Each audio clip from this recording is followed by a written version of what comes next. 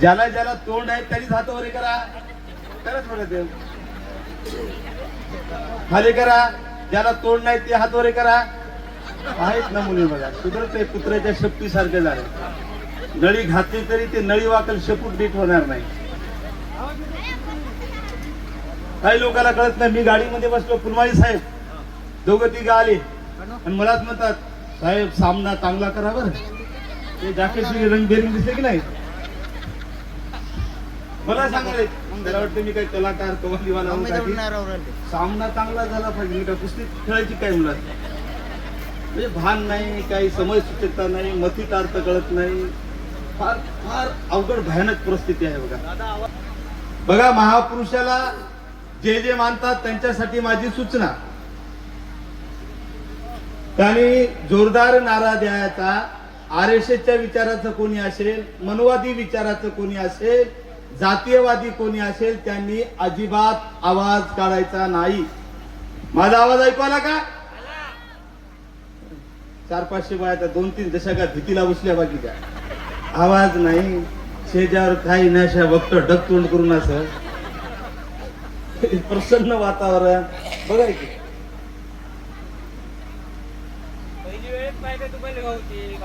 माझा आवाज ऐकू याला का? क्या बात आहे. वा वा. इकडं तुम्ही शांत बसा. माझा आवाज ऐकू याला? बघा बाबासाहेबांनी भारतीय संविधान भाग 3 फंडामेंटल राईट आर्टिकल 14 कळलं का? कळणार काही मायानो. बाबासाहेबांच्या संविधानाच्या अगोदर एक संविधान होतं त्यात लिहिलं वैवाहिको विधी स्त्रीना संस्कारी वैदिक स्मृत पती सेवा गुरु वासू गुराती अग्नी परिक्रिया. कोण्याही जाती धर्माची बाई असो सोडून द्या. ब्राह्मणाची जरी बाई असेल तर तिला पायाखाली ठेवा म्हणून मनुस्मृतीनं सांगितलं. पण बाबासाहेबांनी भारतीय संविधान भाग 3 फंडामेंटल राईट आर्टिकल 14 मध्ये एका फटकारात माझी SC/ST OBC असेल नव्हे ब्राह्मण असेल सगळ्याच बायाला माणसाच्या बरोबरीला आणलं. ते लाईन बघा सेम. आता तरी आवाज मोठा काढा.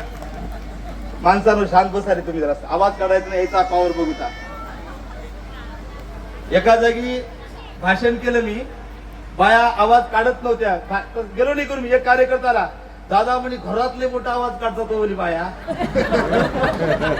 बरोबर आहे का फुलमाय साहेब? म्हणजे ताईचा आवाज मोठा आहे घरात. ही परिस्थिती आहे घरात आवाज. हे बाहेरच शेराव आम्ही घरी उंदीर सगळे उंदीर घरी गेले. तर महिलाचा आवाज बघा पावर कोणामध्ये आहे बघूया. या रमाईच्या लेकी बाबासाहेबाचे हे सुद्धा बाबासाहेबांचे. माणसाने शांत बसायचं बायाने. तथागत गौतम बुद्धांचा डॉक्टर बाबासाहेब आंबेडकरांचा भारतीय संविधानाचा. तुम्ही शांत बसा. हे मर्द बघूत कसे आहेत ते स्वतःला मर्द समजतात ना. मर्दाचा आवाज बघूता. तथागत गौतम बुद्धांचा डॉक्टर बाबासाहेब आंबेडकरांचा. पाठीमागे बघा की दात खिळी बसले द्यायच्या काय. जेव्हा हे हरामखोर बाबासाहेबात जर विजय नाही म्हणत असतील ना यावला दाबली लक्षात घ्या. ज्याला बाबासाहेबाचा विजय असो म्हणायची लाज वाटते त्याची DNA चाचणी केली पाहिजे. जबाबदारीने बोलतोय मी. त्याला या कार्यक्रमात येण्याचा नैतिक अधिकार नाही. ज्यांना शिवाजी महाराज फुले शाहू आंबेडकर बिरसा मुंडा वसंतराव नाईक यांचं नाव घ्यायची लाज वाटत असेल ही 100% RSCची औलाद आहे. आपण सर्वांनी लक्षात घ्यावं. त्यांनी आवाजही काढू नये. RSCची औलाद असेल ज्यांना बाबासाहेबांचं नाव घ्यायला लाज वाटते त्यांनी आवाज काढायचा नाही बाकीच्यांनी काढायचा. आपल्या सर्वांना विनंती करतो. आमचा नागशेन दादा मनोहर उपजिल्हाध्यक्ष भीम टायगर सेना आणि आमचा अक्षय उईके जिल्हा परिषदेचे प्रमुख यांनी जवळपास आणि त्यांच्यासोबत जे असतील यांनी जवळपास 1 महिन्यापासून रक्ताचं पाणी आणि हाडाचं पीठ करून अशा भव्य दिव्य नेत्रदीपक कार्यक्रमाचं आयोजन केल्याबद्दल कृपया त्यांच्या पाठीवर थाप म्हणून आपण सर्वांनी जोरदार टाळ्यांनी स्वागत करावं. खरंच महाराष्ट्रावर फिरलो मी. महाराष्ट्राच्या बाहेरही फिरलो. एका कार्यकर्त्याला माझ्या कॅन्सर आहे हो. मी अक्षरला सांगितलं अरे कार्यक्रम राहू दे. तू जीवन जर राहिला ना 10 कार्यक्रम होतील. कार्यकर्ता जीवन नाही तर कार्यक्रम कुठून होतील, चळवळ कुठून जीवन राहणार आहे. पण थांबतो कसा आहे तो, कारण शेवटी बाबासाहेबांच्या अवलाद थांबला नाही, कॅन्सर असू नये. आणि खरंच नागशेंचं काय कौतुक करावं मलाही कळत नाही. एक कॅन्सर पीडित व्यक्ती आणि ज्या समाजात जन्मलो त्या समाजाचं देणं म्हणून समाज जागृतीसाठी एवढ्या मोठ्या कार्यक्रमाचं आयोजन करतो. आणि अक्षय आमचा, खरंच या दोघांचं मी एक भीम टायगर सेनेचा प्रमुख म्हणून त्यांचं अभिनंदन करतो. आता एक करा, त्यांनी हाडाचं पीठ केलं, रक्ताचं पाणी केलं आणि या कार्यक्रमाचं आयोजन केलं. आता तुम्ही भाषण असेल, गायन असेल, ऐकण्यासाठी कंजूसी करायची नाही. करशाल का? करशाल का?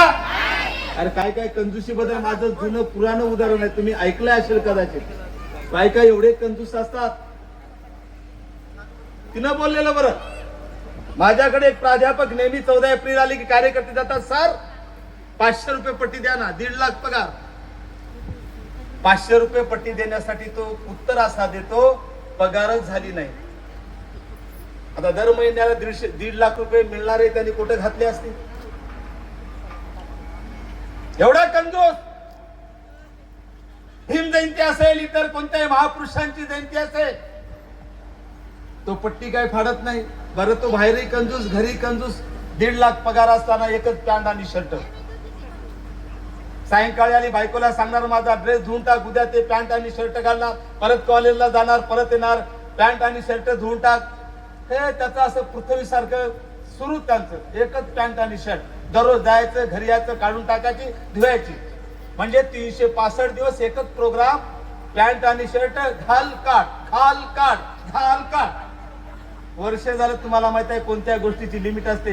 1 वर्षानंतर त्यांची जर पॅन्ट फाटली, ही फुल पॅन्ट, कंजूस, फेकून द्यायचा नाही, परत त्याची अंडर पॅन्ट करायचा तो.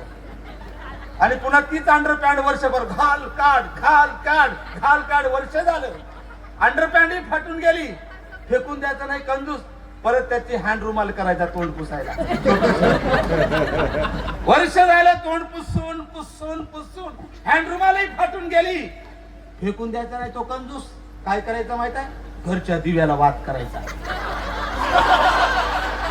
वर्ष झालं, दिव्याची वात जळून जळून जळून जळून राख झाली, फेकून द्यायचा नाही, तो कंजूस. काय करायचं माहित आहे? काला दत्तमंजन करायचं आणि चौकातून जायचं.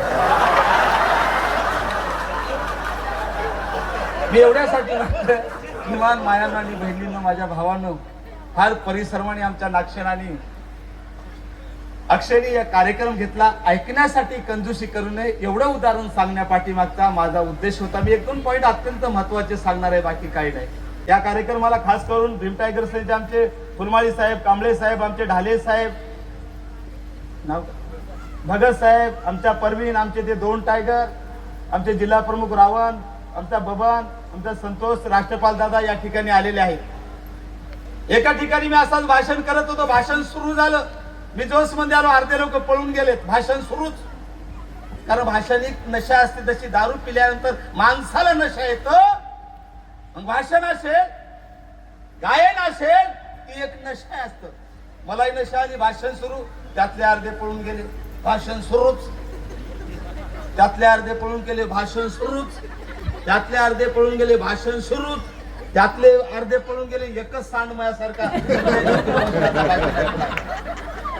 वरचे पळून गेले. बरे मी भाषण देणारा सांड, ऐकणारा एक सांड. भाषण थांबविलं मी साला भाषण चांगलं झालं असतं, सर्वजण थांबले असते, सगळे तर गेले, स्टेजवरले सुद्धा. मला आता थांबायला पाहिजेत, पण मला वाटलं साला काही का असे ना, एका माणसाने तर आपली इज्जत राखली. एकच ऐकायला असा म्हटलं, भाऊ धन्यवाद, थँक्यू. तो म्हणे कशासाठी?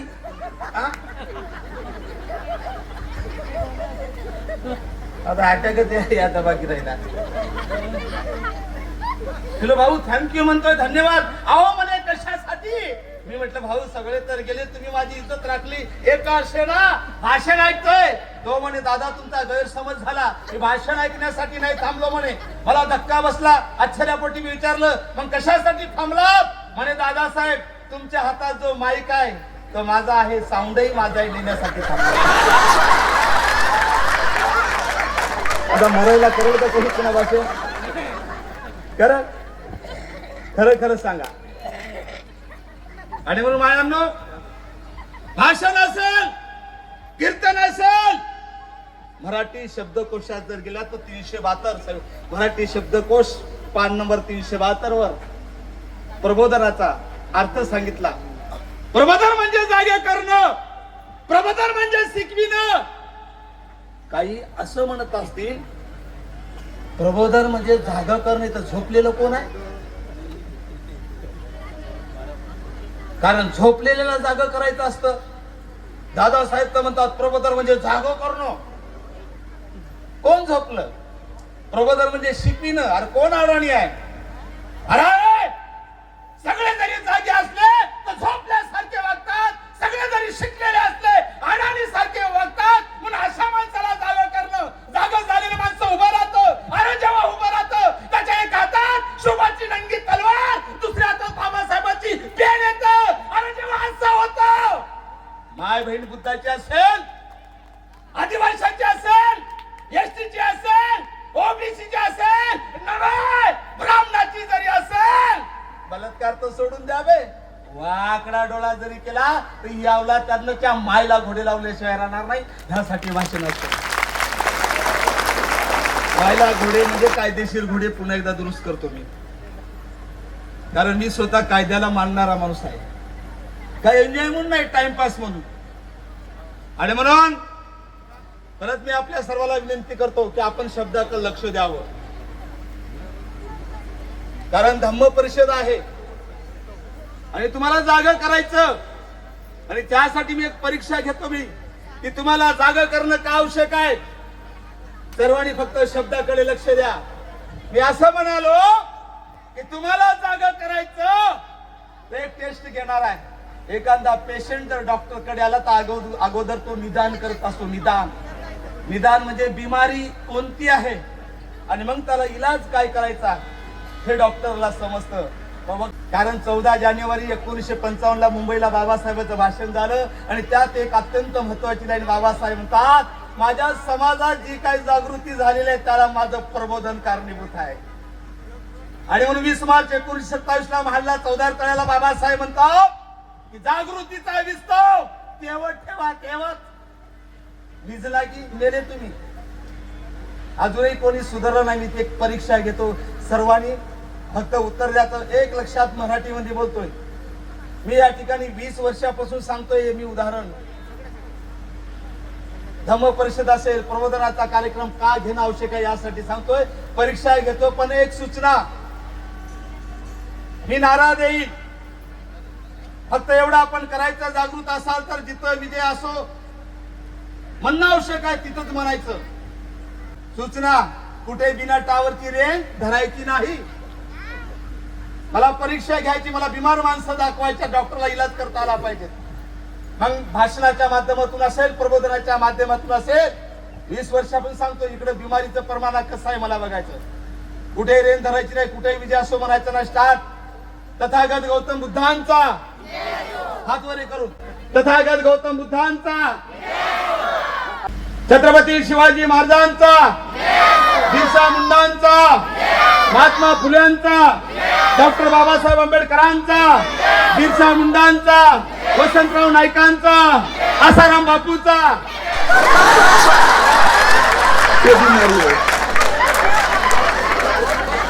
मराठीमध्ये सांगितले, शुद्ध मराठी. काय फरक पडला? चारदा सांगलं माया हो. कुठे विजय असं म्हणायचं नाही. खिचडी भज्या पाहिजे सवय लागली आपली. इलेक्शनला 500,000 रुपये पाहिजे, पुन्हा विजय असो. संविधान हे इतके गेलेले आहेत. संविधानात काय बदलणाऱ्याचा विजय असो म्हणतील 500 रुपये देण्याची. ते भावनिक झाले ते. बरं मी सूचना दिली त्यांना. असंही नाही डायरेक्ट म्हटलं का मी ना, सुरूच केलं का मी.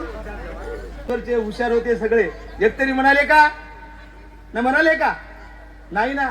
हुशार आहेत अजिबात नाहीत. 20 वर्षापासून ऐकतात ते माझं. हुशार काही नाही, त्याला माहित असं.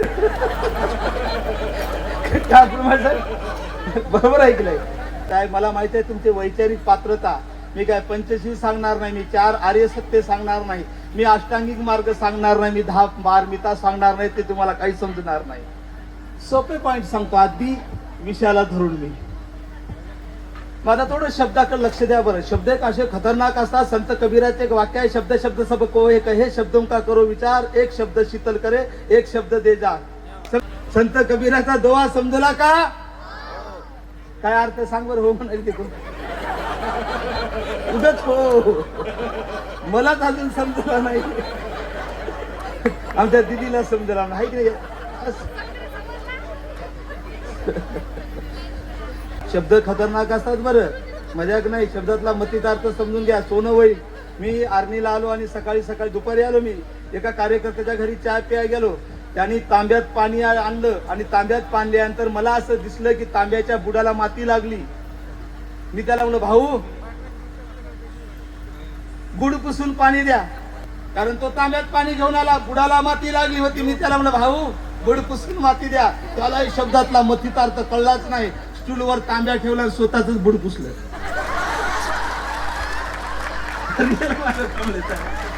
काही समजत नाही. तर मायानो शब्दाच्या दोन अर्थ असतात, विचार करा. पावसाळ्याचा महिना आहे. पावसाळ्याच्या दिवसात एका माईचं लेकरू 5-7 वर्षाचं मुसळधार पावसात डान्स करतोय, भिजतोय. माईनं बघितलं, माईला राग आला. अरे ये ना, घरात येऊन मार. असा विचार करा. माईनी म्हटल्याबरोबर ते पोरग जर घरात मेलं, डान्स करेल का त्याची माय? मी म्हणल्याबरोबर मेलं ते म्हणून नाही. मायानो याला म्हणता शब्दाचा मतितार्थ मायला सांगायचं होतं. भाऊ अरे पावसात भिजू नको, बाळ पावसात भिजू नको. अरे तुला ताप येईल, तू डोकं दुकान. सरळ म्हणतच नाही ती, ये ना घरात येऊन मरणार. याचा अर्थ मथितार्थ चांगला असतो. असा जर तुम्हाला बोलण्याचा मथितार्थ बरं वाटेल का भाषण? कोणाकोणाला बरं वाटायला? इकडे मुर्देव बघा कसे बसले. माल लावणार जगतो हलणार म्हणजे जीवन आहे का मेलेलं आहे काहीच कळणार. असं हालत जा असं म्हणजे आम्हाला कधी हात जीवत म्हणून बसल्या बसल्या चालले काय काय. नती में शरणंग आयंग महापुरुषो में शरणंग वरंग येते न सच्च वजे न हो तुम्हे जय मंगलम. त्यातला मराठी अर्थ, या देशात जे जे महापुरुष जन्मले आहेत ते बुद्ध असतील, शिवाजी महाराज असतील, ज्योतिबा फुले असतील, बाबासाहेब असतील, बिरसा मुंडा असतील, वसंतराव नाईक असतील, अब्दुल कलाम असतील, माता जिजाऊ भीमाई रमाई पुण्यश्लोक अहिल्याबाई होळकर असेल, या सगळ्यांचे विचार आत्मसात केल्यानंतर आमचा सर्वांचा उद्धार होईल, अन्यथा मातीत. असे आमच्या सर्वांचे उद्धारकर्त्या महापुरुषांना मी या ठिकाणी त्रिवार वंदन करतो. मायानो आजचा विषय आहे भीम टायगर सेना आयोजित कामठवाडा येथे 1 दिवसीय धम्म परिषद. या कार्यक्रमाचं आयोजन केलेलं आहे. आणि म्हणून मी शक्यतो, कारण माझं भाषण अगोदर तुम्ही ऐकलं किंवा माहित नाही, माझं भाषण म्हणजे बिन पाण्याचं असते. कळते का बिन पाण्याचं म्हणजे? तर आवाज येते बघा. पाणी लावून त्याला सॉफ्ट राहते. पाणी लावता ते नागसेन दादाला आमच्या माहित आहे म्हणे. बघा थोडं धम्मावर बोलतात. प्लीज एक हात जोडतो मी, कारण फुले शाहू आंबेडकर हे बुद्धांचे कार्यक्रम म्हणजे टाइमपास म्हणून नसतात. अरे टाइमपास असतात. आमच्या नागसेन गौतमी पाटील आणली असते ना लावणी, आहे की नाही? हा विचार देणारा कार्यक्रम आहे. बघा धम्म किती कमाल. बघा धम्म देणारा आम्हाला कोण होता? BA MSc PhD DSc LLD DLED bar at law. दम लागला मला. ज्याने आम्हाला धम्माचा रस्ता दाखविला कोण होता? बघा अमेरिकेमध्ये न्यूयॉर्क नावाचं शहर आहे, तिथे कोलंबिया नावाचं विद्यापीठ आहे. त्या विद्यापीठाने काही वर्षापूर्वी कोलंबिया विद्यापीठात जगभरातले जेवढे विद्यार्थी शिकले त्यांचं एक सर्वेक्षण केलं. त्यात अनेक देशाचे राष्ट्रपती होते, पंतप्रधान होते, राज्यपाल होते, सर्वोच्च न्यायालयाचे न्यायमूर्ती होते, हायकोर्टाचे जज होते, IAS IPS होते. या सगळ्यांचं सर्वेक्षण 250 वर्षामध्ये शिकलेले लाखो विद्यार्थी. जेव्हा त्यांनी सर्वेक्षण केलं त्यात 100 लोकांची निवड केली. कोण 100 लोक? जगातले सर्वात जास्त विद्वान. मी यासाठी सांगतो, आम्हाला धम्म कोणी दिला, कोणी रस्ता दाखविला, त्यांची वैचारिक पात्रता काय? विचार करा मायांनो. 100 लोक निवडले कोलंबिया विद्यापीठाने. त्यातलं जगातलं सर्वात जास्त विद्वान म्हणून पहिलं नाव आलं असेल ते फक्त डॉक्टर बाबासाहेब आंबेडकर होते. एवढ्या विद्वान माणसाने धम्म दिला आम्हाला. बरं, धम्म स्थापन करणारा कोण होता बघा, त्यांची वैचारिक पात्रता. इंग्लंडला ऑक्सफर्ड नावाचं विद्यापीठ आहे. त्यांनी एक सर्वेक्षण केलं, सांगितलं जगभरात 10,000 वर्षामध्ये जगावर प्रभाव टाकणारा, जगात सर्वात विद्वान, जगात सर्वात मोठा विचार देणारा महान व्यक्ती कोण? मायानो आणि बहिणीनो, सर्वेक्षण केलं आणि त्यात पहिलं नाव आलं तथागत गौतम बुद्ध. म्हणजे विचार करा, धम्म स्थापन करणारा तथागत गौतम बुद्ध. जेवण केलात का? तर याचाही संबंध धम्माशी आहे, लक्षात घ्या. तुम्ही जेवण केलात का? मला बुद्धांचं एक उदाहरण आठवलं. बुद्ध एकदा प्रवचन देण्यासाठी निघाले. प्रवचन देण्यासाठी येत असताना एक माणूस दिसला. तो माणूस कणत होता. बुद्धांनी बघितलं. त्यांचा शिष्य आनंदाला सांगितलं, अरे म्हणे तो कणत आहे, तो विवळत आहे. त्याचं विवळणं थांबवायचं असेल तर तू जा आणि बुद्धाची सर्व तत्वे A to Z तत्वे त्याला सांग. बुद्धांचा शिष्य आनंद यांनी जो कणत होता, जो विवळत होता, त्यांना आनंदाने धम्माची सर्व तत्वे सांगितले. फरक काहीच पडला नाही. झाले साहेब, सांगितले आनंदाने सगळी तत्वे, तरी तो कणतच होता. बुद्धांनी विचारला, आनंदा त्याचा कन्न थांबला का? आनंदा म्हणाले, तथागता नाही थांबला तो. तेव्हा बुद्धांनी त्याच्याकडे, चेहऱ्याकडे बघितलं आणि मग बुद्धाच्या मुखातून शब्द निघले, अरे आनंदा, तू एक काम कर. काय? आपल्या भिक्षा पात्रामध्ये जे अन्न आहे त्याला दे. आनंदाने भिक्षा पात्रात जमलेलं सगळं अन्न तो जो व्यक्ती होता, कणत होता, त्याला दिलं. त्याने रपारप रपारप रपारप रपारप सगळंच खाऊन टाकलं आणि सगळं खाल्लं. त्याचं पोट भरल्यानंतर एक ढेकूळ दिला कुणी आणि पोटावून हात फिरवला आणि पुन्हा तो बुद्धाकडे गेला. म्हणे, बुद्धा, अगोदर तुम्ही काहीतरी सांगत होता, तर मला सांगा, माझी ऐकण्याची इच्छा झाली. अरे मतितार्थ समजून घ्या. 2,500 वर्षापूर्वी तथागताने जगाला एक मेसेज दिला. अरे एखाद्याला विचार द्यायचा असेल तर अगोदर त्याचं पोट भरलं की ऐक नाही.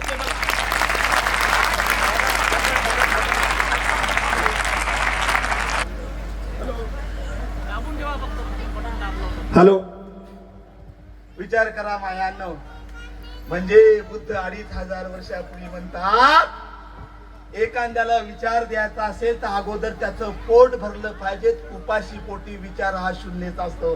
हा विचार देणारा माझा तथागत बुद्ध बघा. मी सांगितलं होतं, मला माहित आहे तुमची वैचारिक पातळी. मी पंचशील सांगणार नाही, विचारार्ह सत्य सांगणार नाही, मी अष्टांगिक मार्ग सांगणार नाही, मी पारमिता सांगणार नाही, तर सगळं डोक्याच्या वरून पळून जाईल, काही समजणार नाही. तर मी आता सांगतो, बौद्ध धम्म परिषद. धम्माचा अर्थ कोणी सांगेल का? महिलांमध्ये एखादी बाई आहे का कोणी? धम्माचा अर्थ बघा. आमची वैचारिक पात्रता एक तरी आहे का माझी भगिनी? धम्माचा अर्थ कोणी माहिती आलाय का? धम्म परिषद बघा, वैचारिक पातळी आमची. काय त्याला 4 अर्थ समजेल का? माय, ए माय, माय काय माय हाय की गेली, काहीच रिस्पॉन्स देत नाही. पुण्य कमावलं. कोरोना मध्ये 3ऱ्या लाटेमध्ये वाचलं म्हणजे साधी गोष्ट आहे. 3ऱ्या लाटेमध्ये गेली नाही ती कोरोनाच्या. आम्ही भंगार जमा करायसाठी कार्यक्रम घेतला नाही का? नक्षण आपण कार्यक्रम भंगार जमासाठी गेला का? क्वालिटी, दर्जा. भंगार कोठे अर्धीच किंमत तिथे काय करता. बाबासाहेबाला मायानं विचारा तेव्हा एक पत्रकारांनी प्रश्न विचारला होता. सगळं मी इतिहास सांगतोय मी. बाबासाहेबांनी 14 ऑक्टोबर 1956 ला धर्मांतर केलं आणि 15 ऑक्टोबर 1956 ला धर्मांतर का म्हणून 2 तासाचं व्याख्यान दिलं. त्यात बाबासाहेब तुम्हाला हात जोडून म्हणतात की मायानो आणि बहिणीनो फार परिश्रमाने मी धम्म दिला. तुम्ही असं वागा, चांगलं वागा, नाहीतर ते लोक चिडवतील महाराणी बौद्ध धम्म बाटी लावून. तुमच्यावर भरोसा केला बाबासाहेबांनी, तुमच्यावर विश्वास ठेवून बाबासाहेबांनी पत्रकाराला उत्तर दिलं काय. मी बाबासाहेबाला विचारलं बाबासाहेब, बाबासाहेब म्हणतात काय. अहो बाबासाहेब, बाबासाहेब म्हणतात काय. अहो मुसलमानाचा माणूस ओळखायचा असेल त्याला दाढी असतं, दाढी, त्याला टोपी असत. दिसला की तो ओळखू येतं हा मुसलमानाचा आहे, येते की नाही. पेहराव मायानो बहिणीला येते की नाही मुसलमानाचा माणूस ओळखू. बोला, वाचा दिली बाबासाहेबांनी, ओळखू येत ना. असाच प्रश्न पत्रकारांनी बाबासाहेबाला विचारला. बाबासाहेब, मुसलमानाचा माणूस ओळखायचा असेल त्याला दाढी असतं, टोपी असतं. अरे सिखाचा माणूस ओळखायचा असेल त्याला पगडी असतं. ब्राह्मणाचा माणूस ओळखायचा असेल शेंडी असतो. मला सांगा बाबासाहेब, बुद्धाचा माणूस कसा ओळखावा. लक्ष द्या. 1 लाख जरी कोणी व्याख्यानाला दिले ना, एवढं सांगणार नाही तुम्हाला आतडे तुटेपर्यंत. काय दिलं असेल बाबासाहेबांना उत्तर. अरे किती तुमच्यावर विश्वास टाकले, माती करून टाकली की तुम्ही बाबासाहेबांची विचारायची माती. काय दिलं बाबासाहेबांनी उत्तर बघा, ऐका. तुमच्यावर विश्वास ठेवून बाबासाहेब म्हणतात जिवंतपणी की पत्रकार, मुसलमानाचा माणूस दाढी आणि टोपीवर ओळखू येत असेल, शिखाचा माणूस पगडीवर ओळखू येत असेल, ब्राह्मणाचा माणूस शेंडीवरून ओळखू येत असेल, पण माझा बौद्धाचा माणूस त्याचं चारित्र्य, त्याचं आचरण आणि त्याच्या कृतीवरून ओळखू येईल, कॅरेक्टरवरून. तर खरंच सांगा, सृष्टीचा आमचा काही संबंध आहे का. बोला की राव. आचरणाचा आमचा काही संबंध आहे का. बोला की रास, हो किंवा नाही म्हणा. आहे मान विश्वास ठेवला, काहीच घेणं देणं नाही. यायचं एन्जॉय म्हणून टाइमपास करून ते 30 25 तर काय पाठतं नसलच अर्थ तर सोडून द्या.